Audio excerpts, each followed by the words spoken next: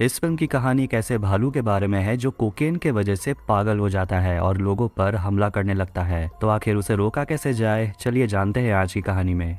कहानी की शुरुआत एक आदमी को दिखाते हुए होती है जो ड्रग्स स्मगलर होता है। वो एक प्लेन से बहुत सारे ड्रग्स को नीचे फेंक रहा होता है जो कुछ और नहीं बल्कि कोकेन है। लेकिन जब उसके कूदने की बारी आती है तो प्लेन में अचानक से कुछ गड़बड़ी हो जाती है और उसका पैराशूट नहीं खुलता और वो नीचे गिर जाता है। इसके बाद कहानी जाती है 1985 में और हम चैटाहूची नेशनल फॉरेस्ट को देखते हैं। यहाँ हमें कपल दिखाया जाता है, ओलाफ और एल्सा, जो जंगल में क्वालिटी टाइम स्पेंड कर रहे होते हैं। वो हाइकिंग करते हुए आगे बढ़ते हैं, नदी को फॉलो करते हुए, और दोनों अपनी वेडिंग के बारे में बात कर रहे होते हैं। वो आगे बढ़ते रहते हैं लेकिन उन्हें ये नहीं पता कि वो भालू के इलाके में हैं। इसके बाद दोनों एक पहाड़ की चोटी पर पहुंचते हैं जिसके नज़ारे को देखकर वो एक गहरी सांस लेते हैं। लेकिन थोड़ी ही देर में उन्हें वहाँ एक भालू दिखाई देता है। ये मौका देखकर जल्दी से ओलाफ अपना कैमरा निकालता है और उस भालू को रिकॉर्ड करने लगता है। लेकिन ओलाफ को लगता है कि वो भालू शायद पागल हो गया है क्योंकि वो भालू अपना सिर एक पेड़ पर पटक रहा होता है। अचानक से वो भालू उन दोनों के करीब आ जाता है और उन्हें समझ नहीं आता कि आखिर वो करे क्या। इसलिए दोनों बिना सोचे समझे भागने लगते हैं और वो भालू भी उनके पीछे दौड़ने लगती है। थोड़ी देर दौड़ने के बाद वो भालू एल्सा के ऊपर झपट पड़ती है और उसे मार डालती है, जिसे देखकर ओलाफ चिल्लाते हुए वहां से दौड़कर भाग जाता है।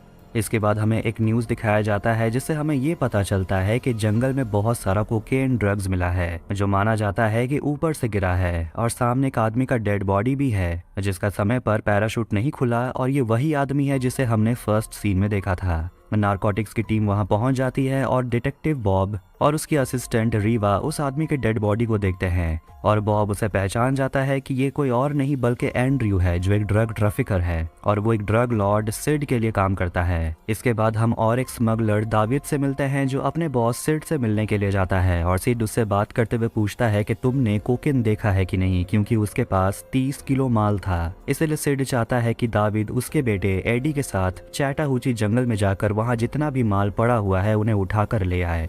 इसके बाद हम एक माँ सारी और उसकी बेटी डीडी को देखते हैं जो उसी जंगल के पास में रहते हैं, और सारी कहती है कि आज वो पूरे दिन बाहर रहेगी। वो पेशे से नर्स है। डीडी उसे यह कहकर चिढ़ाती है कि वो ज्यादा टाइम अपने बॉयफ्रेंड रे के साथ स्पेंड करती है। सारी अपनी बेटी से प्रॉमिस करती है कि वो वीकेंड में अपनी बेटी को जंगल के वाटरफॉल के सामने लेकर जाएगी। इसके बाद हम फिर से दावीद को देखते हैं जो एक बार में जाता है और अपने पार्टनर यानी कि सिड के बेटे एडी से मिलता है जो दुखी होकर बैठा हुआ है क्योंकि हाल ही में उसकी पत्नी जोवैन की डेथ हो गई है, लेकिन उन्हें फिलहाल काम के लिए निकलना होगा। अब जब डीडी की मम्मी सारी अपने काम के लिए चली जाती है, ये मौका देखकर डीडी अपने दोस्त हेनरी के साथ घूमने के लिए निकल जाती है। अब बॉब को पता चलता है कि सिड के कुछ आदमियों को जॉर्जिया के एक बार में देखा गया था, इसीलिए वो जॉर्जिया जाने का सोचता है, लेकिन जाने से पहले वो अपना डॉग को अपने असिस्टेंट रीवा के पास छोड़ देता है। डीडी से पता चलता है कि वो जंगल जा रही है वाटरफॉल को पेंट करने के लिए, और जब सारी सुबह काम के बाद अपने घर वापस लौटती है तो वो देखती है कि उसकी बेटी घर पर है ही नहीं। अपनी बेटी का बैग चेक करने पर उसे एक मैप मिलता है जिसमें वाटरफॉल सर्कल किया होता है। अब हम चैटाहूची नेशनल पार्क के बाहर एक रेंजर लिव को देखते हैं जिसका जंगल के बाहर ही अपना स्टेशन है और वहाँ वो एक गिफ्ट शॉप चलाती है। लेकिन तभी वहाँ एक लड़का आता है वेस्ट, जो दुकान से सामान चोरी करने लगता है। लिव ये देख लेती है, लेकिन वो लड़का लिव के परफ्यूम की तारीफ करने लगता है और वो वेस्ट को जाने को बोलती है। तभी वहाँ एक वाइल्ड लाइफ एक्सपर्ट पीटर आता है। तो वहीं दोनों बच्चे जब जंगल में घूम रहे होते हैं तो डीडी को झाड़ियों में कोकेन मिल जाता है। दोनों इस बारे में बात कर रहे होते हैं कि आखिर इसमें होगा क्या, और कूल बनने के बहाने हेनरी ये कहने लगता है कि इसमें जरूर कोकेन होगा क्योंकि वो हमेशा कोकेन यूज करता है। डीडी उसे कहती है कि नाटक मत करो, अगर ऐसा है तो थोड़ा यूज करके दिखाओ। दोनों ही कोकेन ट्राई करते हैं लेकिन दोनों को ही पसंद बिल्कुल भी नहीं आता, और उन्हें आगे ऐसे और पैकेट्स मिलते हैं जो खाली होते हैं। इसका मतलब ये हुआ कि कोई तो है जो कोकेन ट्राई कर चुका है, और वो कोकेन ट्राई करने वाला कोई और नहीं बल्कि ये मादा भालू है जो उनके सामने आ जाती है। दोनों बिल्कुल भी नहीं हिलते, लेकिन जैसे ही वो भालू उनके ऊपर छींकती है दोनों भाग जाते हैं। दाविद और एडी उसी नेशनल पार्क के रास्ते पर होते हैं और दोनों जोएन के बारे में बात कर रहे होते हैं जिसकी हाल ही में कैंसर से मृत्यु हो गई थी, जिस वजह से एडी बिल्कुल टूट चुका है। इसके बाद सारी को देखते हैं जो रेंजर लिव के गिफ्ट शॉप में आती है और पूछती है क्या आप लोगों ने 13 साल की किसी बच्ची को देखा है, वो वाटरफॉल के पास गई है। और लिव और पीटर उसी वाटरफॉल के पास जाने वाले हैं, इसीलिए सारी कहती है कि वो भी उन दोनों के साथ जाना चाहती है अपनी बेटी को ढूंढने के लिए। आखिरकार दाविद और एडी उसी गिफ्ट शॉप तक पहुंच जाते हैं, लेकिन दाविद पर वेस्ट और उसके दो दोस्त हमला करते हैं उसे लूटने के लिए। लेकिन दाविद उन तीनों से लड़ता है और तीनों को मारकर बेहोश कर देता है। एडी जैसे ही रूम के अंदर आता है और उन तीनों लड़कों को चेक करता है जिसके पास उन्हें कोकेन मिलता है, इसीलिए वो एक लड़के जिसका नाम स्टैश होता है उसे पूछताछ करते हैं। तो वो उन्हें बताता है कि ये कोकेन उन्हें जंगल में मिला और बाकी का सामान उन्होंने एक गजीबो के अंदर छुपा दिया है। इसके बाद वो तीनों ही जंगल के अंदर जाते हैं बाकी के कोकेन को ढूंढने के लिए। जंगल के अंदर जब सारी लिव और पीटर के साथ अपनी बेटी को ढूंढ रही होती है तो उसे हेनरी की आवाज सुनाई देती है। वो आवाज को फॉलो करती है और हेनरी उसे पेड़ के ऊपर चढ़ा हुआ मिलता है जो बहुत डरावा होता है और कहता है कि उनके पीछे एक पागल भालू पड़ गया था और उसी भालू ने डीडी को पकड़ लिया है। तभी भालू वहां आ जाता है और पीटर को पकड़ लेता है, लेकिन किसी तरह वो अपनी जान बचा लेता है और उसे झाड़ियों के अंदर बहुत सारा कोकेन मिलता है। और तभी वो भालू पीछे से लिव पर हमला करता है और उसे घायल कर देता है। पीटर ये देखकर डरते हुए एक पेड़ के ऊपर चढ़ जाता है जबकि लिव वहां से भाग जाती है। उन्हें लग रहा था कि भालू पेड़ के ऊपर चढ़ नहीं पाएगा, लेकिन तभी भालू वहां आकर हेनरी वाले पेड़ पर चढ़ने लगती है। लेकिन तभी अचानक से उसे कोकेन की गंध मिलती है जो पास ही के पेड़ में चढ़े पीटर के शरीर से आ रही होती है। इसीलिए वो भालू दौड़ते हुए पीटर के पेड़ तक जाती है और उसे चबा चबा कर मार डालती है और सारी और हेनरी वहां से भाग जाते हैं। एक पेड़ के पीछे छिपने के बाद हेनरी सारी को बताता है कि उसने जंगल में बहुत सारे कोकेन को देखा और शायद ये भालू ने उन कोकेन को ट्राई किया होगा, इसीलिए वो पगला गया है। सारी अपनी बेटी को ढूंढना चाहती है जिस पर हेनरी कहता है कि वो जिंदा है। लिव जान बचाते हुए अपने स्टेशन पर वापस आ जाती है जहां पर वेस्ट और उसका एक दोस्त बर्ड भी होता है। और जब लिव अपना गन लोड कर रही होती है तो वो लड़का दुकान से कुछ सामान चोरी करने की कोशिश करता है। लिव उस लड़के को बोलती है दरवाजे को खोलने के लिए क्योंकि बाहर से भालू की आवाज आ रही होती है। दरवाजा खोलने पर भालू बाहर ही बैठी होती है और लिव ये देखकर जल्दी से बंदूक चला देती है, लेकिन इससे वो लड़का ही मर जाता है और वो भालू वहां से भाग जाता है। लेकिन थोड़ी देर के बाद उन्हें एहसास होता है कि भालू स्टेशन के छत पर है और जैसे ही वेस्ट दरवाजे के करीब जाता है भालू उस पर हमला कर देता है। अब आखिरकार डिटेक्टिव बॉब नेशनल पार्क के बाहर पहुंच जाता है तो वहीं जंगल के अंदर हेनरी और सारी डीडी को ढूंढ रहे होते हैं और उन्हें पता चलता है कि डीडी अपने पीछे बहुत सारे निशान छोड़ कर गई है ताकि उसे ढूंढा जा सके। हेनरी सारी से पूछता है क्या कोकेन लेने से कुछ साइड इफेक्ट्स होता है कि नहीं, जिस पर सारी कहती है कि कोकेन के बहुत सारे खतरनाक इफेक्ट्स होते हैं। ये सुनकर हेनरी थोड़ा सा घबरा जाता है। थोड़ी देर के बाद लिव के स्टेशन पर दो मेडिक पहुंचते हैं जिनका नाम बेथ और टॉम होता है। तो वो अंदर जाते हैं और बर्ड का डेड बॉडी उन्हें मिलता है और दोनों घायल लिव को भी देखते हैं। टॉम एक रूम के अंदर जाता है जहां उसे वेस्ट का कटा हुआ लाश मिलता है और तभी वहां अंधेरे से बाहर निकलता है वही भालू जो वेस्ट के शरीर को खा रही होती है। टॉम ये देखकर बहुत डर जाता है और वो धीरे धीरे दरवाजे को बंद कर देता है, लेकिन भालू दरवाजा तोड़कर बाहर निकलता है और टॉम दरवाजे के नीचे ही दब जाता है। मौका देखकर लिव और बेथ बाहर भागते हैं अपने गाड़ी में बैठने के लिए। तो वहीं टॉम अपने बैग से उस भालू पर हमला करता है जिसे देखकर भालू उसी बैग के पास चली जाती है। ये मौका देखकर टॉम अपने एम्बुलेंस की तरफ भागता है, जिसके बाद तीनों वहां से निकल जाते हैं। लेकिन तभी वो भालू उन तीनों के पीछे दौड़ने लगती है और गाड़ी तेज चलाने का कोई भी फायदा नहीं होता क्योंकि वो भालू कूद कर एम्बुलेंस के अंदर घुस जाती है और लिव को बाहर फेंक देती है और टॉम पर हमला करती है, जिस वजह से बेथ का रास्ते से ध्यान हट जाता है और एम्बुलेंस का एक्सीडेंट हो जाता है और क्रैश होने की वजह से वो सभी लोग मर जाते हैं। लेकिन वो भालू चुपचाप वहां से निकल जाता है। दावीद, एडी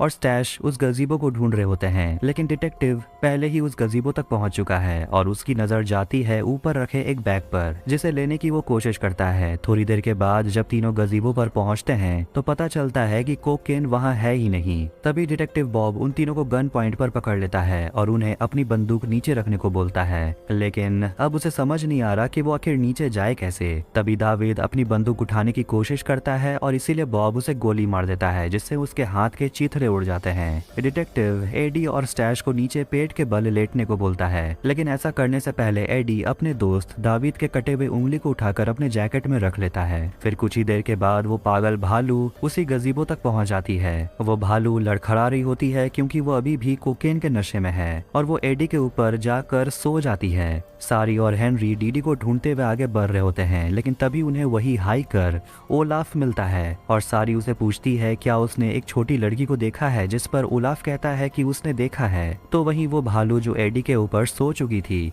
वो अचानक से जाग जाती है और कोकेन के एक पैकेट को वापस से खाने लगती है, जिसके बाद वो एडी को पकड़ लेती है और सभी घबराने लगते हैं कि हो सकता है एडी अब नहीं बचेगा। ये देखकर डिटेक्टिव कुछ कोकेन के पैकेट्स को काट कर ऊपर से कोकेन गिराने लगता है और वो एक कोकेन के पैकेट को दूर फेंक देता है। ये देखकर वो भालू उस पैकेट को लेने के लिए दूर भाग जाती है। इसके बाद बॉब उन तीनों से कहता है यहाँ से चले जाने के लिए, लेकिन दावीद अपना सामान बिना लिए यहाँ से जाएगा नहीं, क्योंकि ड्रग्स की कीमत $14 मिलियन है। तभी वहाँ सिड पहुँचता है और बॉब को गोली मार देता है, पर उसके पैर से लगकर कोकेन का एक पूरा बैग नीचे गिर जाता है और भालू उस बैग के तरफ आने लगता है। एडी अपने डैड सिड से बोलता है कोकेन अब जा चुका है, क्योंकि ये भालू कोकेन को छोड़ने वाली नहीं है, जिस पर सिड कहता है कि उसे कोई फर्क नहीं पड़ता, क्योंकि मैं जिन लोगों से डील करता हूँ उन्हें फर्क नहीं पड़ता कि कोकेन के साथ क्या हुआ है। मुझे उन्हें पूरा पैसा चुकाना होगा, वरना वो मेरे सामने मेरे परिवार को मार डालेंगे, यानी कि तुम्हें और तुम्हारे भाई गेब को। इसीलिए वो जाते हैं डिटेक्टिव बॉब से बात करने के लिए, लेकिन वो कहता है कि कोकेन वो भालू ले जा चुका है। लेकिन तभी वहाँ ऑफिसर रेवा आती है उन तीनों को अरेस्ट करने के लिए, लेकिन ये पता चलता है कि वो हमेशा से सिड के तरफ ही थी। बॉब को उसे कुत्ते को मारने की धमकी देता है और उसे पूछता है कि भालू किस तरफ गया है, और वो उसे बता देता है कि भालू नॉर्थ के तरफ गया है, जिसके बाद वो तीनों नॉर्थ के तरफ निकल जाते हैं। ओलाफ की मदद से सारी और हेनरी उस भालू के गुफा तक पहुंच जाते हैं, जिसके अंदर उन्हें 2 छोटे छोटे भालू मिलते हैं जो कोकेन के साथ खेल रहे होते हैं, और उन्हें वहाँ डीडी भी मिल जाती है। फिर तीनों कुछ आवाज सुनते हैं और पीछे के रास्ते से निकलने की कोशिश करते हैं, जहाँ वही वाटरफॉल होता है जिसे ढूंढते हुए डीडी जंगल तक आई थी। सिड और उसके साथ दावीद और एडी भालू के गुफा तक पहुंच जाते हैं, जहां उन्हें ड्रग से भरा हुआ बैग मिल जाता है, लेकिन सिड उन्हें कहता है कि यहाँ और भी बैग्स होंगे और उन्हें ढूंढना होगा। लेकिन रेवा बहुत डरी हुई है और वो जाना चाहती है, इसीलिए वो चली जाती है। तो वहीं वाटरफॉल के पास से आगे बढ़ने का कोई और रास्ता है नहीं। इसका मतलब ये है कि सारी, डीडी और हेनरी फंस चुके हैं। तभी उनके पास सिड आता है और उन तीनों को गन पॉइंट पर पकड़ लेता है, और वो लोग बैग लेने की कोशिश करते हैं जो ऊपर एक पत्थर पर फंसा हुआ है। तभी वहाँ छोटे छोटे दोनों भालू पहुंच जाते हैं जो सिड के बैग से कोकेन को खाने लगते हैं, जिस वजह से वो बहुत गुस्सा हो जाता है। और अब आखिरकार एडी और दावीद सिड की मदद नहीं करना चाहते। फिर तभी वहाँ वो छोटे भालू की आवाज सुनकर उनकी माँ, यानी कि वही मादा भालू, वहाँ पहुंच जाती है, और ये देखकर सारी, हेनरी और डीडी पानी में कूद जाते हैं, और उनके पीछे पीछे दावीद और एडी भी पानी में कूद जाते हैं। तो वही सिड उस भालू पर गोली मारता है और उसे नीचे गिरा देता है, और उसके बाद अपना बैग लेने की वो कोशिश करने लगता है, लेकिन उसके बैग में से एक कोकेन का पैकेट गिर जाता है और पत्थर से टकराकर वो पैकेट फट जाता है, और कोकेन को स्मेल करते ही उस भालू में जान आ जाती है और वो सिड पर हमला करने लगता है, और उसका पेट वो फाड़ डालता है और वो दोनों बच्चे सिड को खाने लगते हैं। अब सभी सेफली पानी से बाहर निकलते हैं, लेकिन एडी देखता है कि दावीद को गोली लगने की वजह से वो घायल हो चुका है, इसीलिए सारी दावीद की मदद करने के लिए उसके पास जाती है, क्योंकि वो एक नर्स है। अब सुबह होते ही सारी दोनों बच्चों के साथ वापस घर के लिए निकल जाती है। तो वहीं रेवा डिटेक्टिव के कुत्ते को एडी को सौंप देती है, जिसे वो खुशी खुशी अपना लेता है, जिसके बाद वो अपने दोस्त दावीद के साथ वहाँ से निकल जाता है। फिर हम सारी और दोनों बच्चों को देखते हैं जो अपने घर के तरफ जा रहे होते हैं, और सारी को भी समझ आ चुका है कि दोनों बच्चों ने कोकेन ट्राई किया है। इसके बाद हम पुलिस की गाड़ियों को देखते हैं जो नेशनल पार्क की तरफ आ रहे होते हैं, लेकिन उन्हें जंगल में कोकेन नहीं मिला, लेकिन ऐसा माना जाता है कि शायद कोकेन अभी भी उसी जंगल में ही है। इसके बाद हम 2 हाइकर्स को देखते हैं जो उसी मादा भालू को देख रहे होते हैं जो अपने दोनों बच्चों के साथ खेल रही होती है, लेकिन तभी अचानक से वो तीनों ही दोनों हाइकर्स को गुस्से में घूरने लगते हैं, और इसी के साथ ये मूवी यहीं एंड हो जाती है। फिर हम आखिरी सीन में स्टैश को देखते हैं जो जंगल से बाहर निकल चुका है, और वो रास्ते में एक गाड़ी से लिफ्ट मांगता है और वहां से चला जाता है, और ये भी देखते हैं कि उसके पास कोकेन का एक बैग भी है। और इसी के साथ 2023 में रिलीज हुई कोकेन बियर मूवी यहीं एंड होती है। तो अगर आपको ये वीडियो पसंद आया तो वीडियो को लाइक करें, चैनल को सब्सक्राइब करें ऐसे ही मूवीज एक्सप्लेनेशंस के लिए।